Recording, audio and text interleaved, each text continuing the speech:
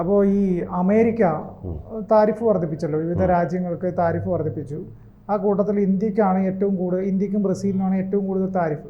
അപ്പോൾ സ്വാഭാവികമായിട്ട് ഇവിടുന്ന് കയറ്റുമതി ചെയ്യുന്ന സാധനങ്ങൾക്കൊക്കെ കുറേ നിയന്ത്രണങ്ങൾ വരും. കാരണം അവിടെ ഇറക്കുമതി ചെയ്യാൻ വലിയ തുകയ്ക്ക് ഇപ്പോൾ അവിടെ ഇറക്കുമതി ചെയ്യേണ്ടി വരുമല്ലോ. അപ്പം സ്വാഭാവികമായിട്ടും എന്ത് സംഭവിക്കും, ഇന്ത്യയിൽ നിന്നുള്ള കയറ്റുമതി കുറയും. പക്ഷേ ഇപ്പോൾ ഈ സാധന സാമഗ്രികൾ കയറ്റുമതി ചെയ്യുന്നതിനപ്പുറത്തേക്ക് തപാൽ മേഖലയെ കൂടെ ബാധിക്കുന്ന രീതിയിൽ ആ താരിഫ് വന്നു എന്നുള്ളൊരു സംഭവമാണ് ഇപ്പോൾ പ്രധാനമായിട്ട് ചർച്ച. ഇതുവരെ ആരും അതിനെക്കുറിച്ച് ചർച്ച ചെയ്തിട്ടില്ല. തപാൽ മേഖല ഇപ്പോൾ നമ്മൾ കത്തുകൾ അയച്ചാലും എന്തെങ്കിലും പാഴ്സൽ അയച്ചു കൊടുത്താലും ഒക്കെ അതിന് ഒരു നിശ്ചിത തുകയ്ക്ക് മാത്രമേ അയക്കാൻ പറ്റൂ എന്ന രീതിയിലേക്ക് ആ താരിഫ് മാറിയിട്ടുണ്ടല്ലേ. അതിൻ്റെ ഒന്ന് വിശദമാക്കാമോ? തീർച്ചയായിട്ടും. അതായത് US തപാൽ സേവനങ്ങൾ തൽക്കാലത്തേക്ക് നിർത്തിവെച്ചതായാണ് ഇപ്പോൾ തപാൽ വകുപ്പ് അറിയിച്ചിരിക്കുന്നത്.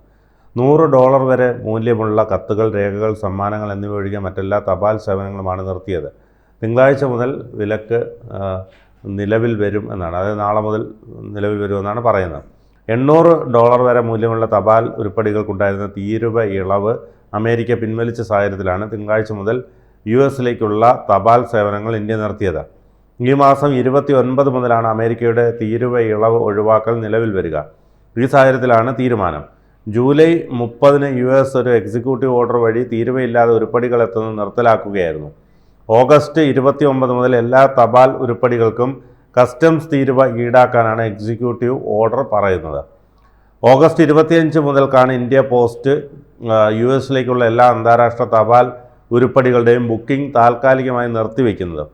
അതേസമയം കത്തുകൾ, രേഖകൾ, $100 വരെ വിലയുള്ള സമ്മാനങ്ങൾ എന്നിവയെ ഈ താൽക്കാലിക വിലക്ക് ബാധിക്കില്ല.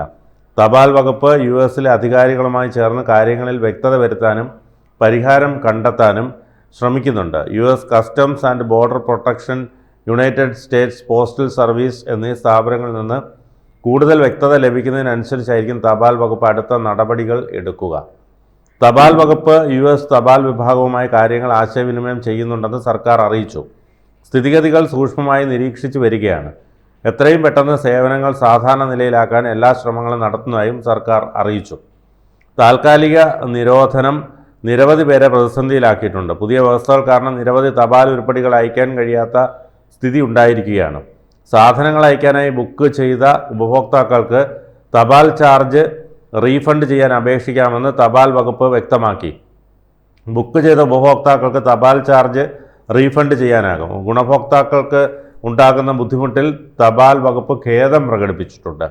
പുതിയ എക്സിക്യൂട്ടീവ് ഉത്തരവ് പ്രകാരം ശേഷം $100 വരെ വിലയുള്ള സമ്മാനങ്ങൾക്ക് തീരുവയിൽ ഇളവ് ലഭിക്കും. നേരത്തെ ഈ ഇളവ് $800 വരെ വിലയുള്ള സമ്മാനങ്ങൾക്ക് ലഭിക്കുമായിരുന്നു. അമേരിക്കയിലെ ഉത്തരവ് പ്രകാരം അന്താരാഷ്ട്ര കമ്പനികൾക്കും US കസ്റ്റംസ് വിഭാഗം അംഗീകരിച്ച യോഗ്യരായ മറ്റ് കക്ഷികൾക്ക് മാത്രമേ പോസ്റ്റൽ വസ്തുക്കൾ ഏറ്റുവാങ്ങാനും കസ്റ്റംസ് തീരുവ അടയ്ക്കാനും പറ്റുകയുള്ളൂ. ഈ കക്ഷികൾക്ക് അംഗീകാരം നൽകുന്നത് സംബന്ധിച്ച അവ്യക്തത നിലനിൽക്കുന്ന സാഹചര്യത്തിൽ 2025 ഓഗസ്റ്റ് 25-ന് ശേഷം തപാൽ ചരക്കുകൾ സ്വീകരിക്കാൻ കഴിയില്ലെന്ന് US പാഴ്സൽ കൊണ്ടുപോകുന്ന നിരവധി വിമാന കമ്പനികൾ പ്രഖ്യാപിച്ചിരുന്നു. ഇതെല്ലാം കണക്കിലെടുത്താണ് ഓഗസ്റ്റ് 25 മുതൽ US അയക്കേണ്ട കത്തുകൾ, രേഖകൾ, $100 വരെയുള്ള സമ്മാന ഇനങ്ങൾ എന്നിവ ഒഴികെയുള്ള എല്ലാ തപാൽ ഉൽപ്പന്നങ്ങളുടെയും ബുക്കിംഗ് നിർത്തിവെക്കാൻ തപാൽ വകുപ്പ് തീരുമാനിച്ചത്.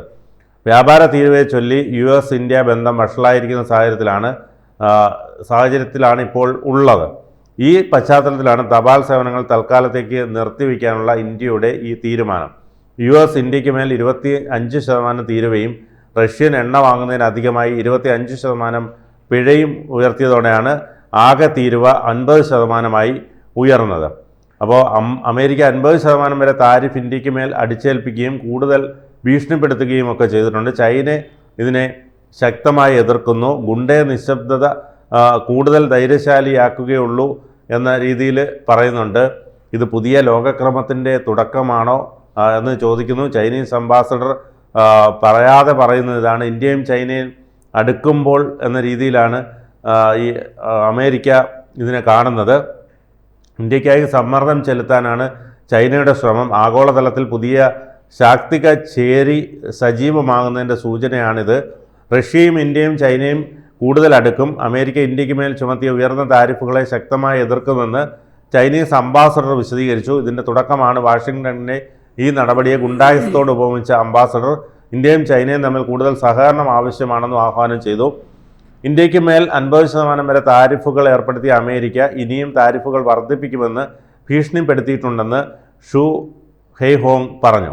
സ്വതന്ത്ര വ്യാപാരത്തിൽ നിന്ന് ദീർഘകാലമായി പ്രയോജനം നേടിയ US വിലപേശൽ ഉപാധിയായി താരിഫുകളെ ഉപയോഗിക്കുകയാണെന്നും അദ്ദേഹം വിമർശിച്ചു. അമേരിക്ക 50% വരെ താരിഫ് ഇന്ത്യക്ക് മേൽ അടിച്ചേൽപ്പിക്കുകയും കൂടുതൽ ഭീഷണിപ്പെടുത്തുകയും ചെയ്തു.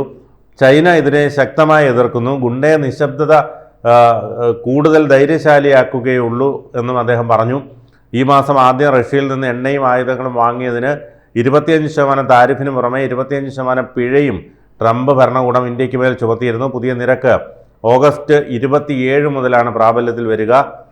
അപ്പോൾ ഇതിനെയാണ് ചൈനയും ചോദ്യം ചെയ്യുന്നത്. യുക്രൈൻ യുദ്ധത്തിന് ശേഷം ഇന്ത്യ റഷ്യയിൽ നിന്ന് വില കുറഞ്ഞ ക്രൂഡ് ഓയിലിൻ്റെ ഇറക്കുമതി വർദ്ധിപ്പിച്ചത് അമേരിക്കയുമായുള്ള ബന്ധങ്ങളിൽ ഉലച്ചിലിനും വ്യാപാര കരാർ ചർച്ചകളെ ബാധിക്കുകയും ഒക്കെ ചെയ്തിട്ടുണ്ട്. ഒരു പ്രധാന ഊർജ്ജ ഇറക്കുമതി രാജ്യം എന്ന നിലയിൽ ഏറ്റവും വില കുറഞ്ഞ ക്രൂഡ് ഓയിൽ വാങ്ങേണ്ടത് ഇന്ത്യയെ സംബന്ധിച്ചിടത്തോളം അനിവാര്യതയാണ്.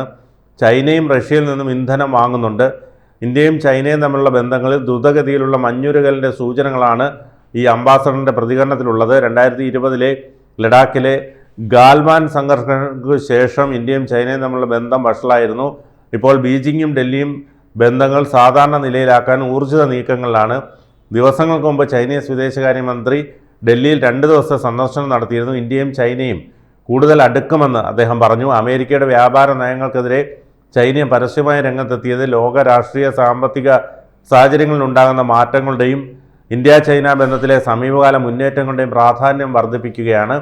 ഏതായാലും ഇന്ത്യ ചൈന അതിർത്തി ശാന്തമെന്ന് ദേശീയ സുരക്ഷാ ഉപദേഷ്ടാവ് അജിത് ഡോവൽ നേരത്തെ തന്നെ പറഞ്ഞിരുന്നു. ഓഗസ്റ്റ് 31 സെപ്റ്റംബർ 1 ചൈനയിലെ ടിയാൻജിയിൽ നടക്കുന്ന ഷാങ്ഹായ് കോർപ്പറേഷൻ ഓർഗനൈസേഷൻ ഉച്ചകോടിയിൽ പ്രധാനമന്ത്രി നരേന്ദ്രമോദി പങ്കെടുക്കുമെന്നും അദ്ദേഹം അറിയിച്ചിരുന്നു. ഇപ്പോൾ ഏറ്റവും കൂടുതൽ പ്രശ്നമുണ്ടായിരിക്കുന്ന അമേരിക്കയ്ക്കാണ്. കാരണം ഇന്ത്യയും ചൈനയും തമ്മിൽ ഈ അടുക്കുന്നതോടുകൂടി അമേരിക്കയുമായിട്ടുണ്ടായിരുന്ന കരാറോ അല്ലെങ്കിൽ അമേരിക്കയുമായിട്ടുള്ള ബന്ധങ്ങളിലോ ഉലച്ചിൽ സംഭവിച്ചാലും ഇന്ത്യക്ക് യാതൊരു ചുക്കുമില്ല എന്നുള്ളതാണ് അതിൻ്റെ ഒരു യാഥാർത്ഥ്യം. പക്ഷേ റഷ്യയും ഇന്ത്യയും ചൈനയും കൂടെ ഒത്തുചേർന്നാൽ അമേരിക്കയെ സംബന്ധിച്ചിടത്തോളം അതിനെ തടുക്കാൻ കഴിയില്ല എന്നുള്ള യാഥാർത്ഥ്യം ട്രംപ് മനസ്സിലാക്കിയിട്ടുണ്ട്.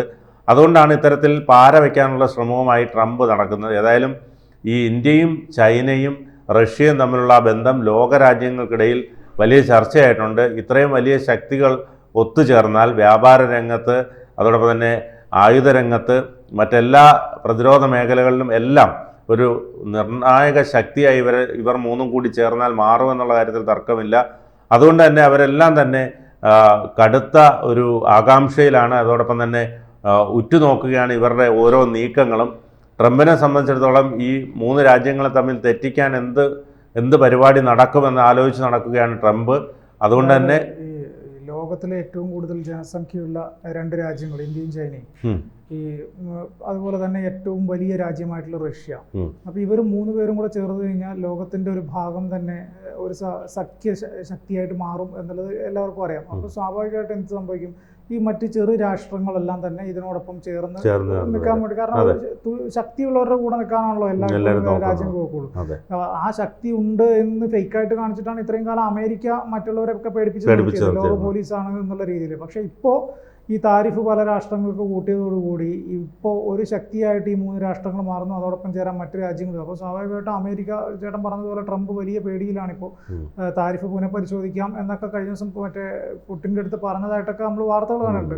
നമുക്ക് കാത്തിരുന്ന് കാണാം എന്താവും എന്നുള്ളത്. ലോകത്ത് ഒരു വലിയ ശക്തിയായിട്ട് ഈ 3 രാഷ്ട്രങ്ങളും കൂടെ ചേരട്ടെ. അതിൻ്റെ ഗുണം എന്തായാലും ഇന്ത്യക്ക് ഉണ്ടാവും നമുക്ക് കരുതാം.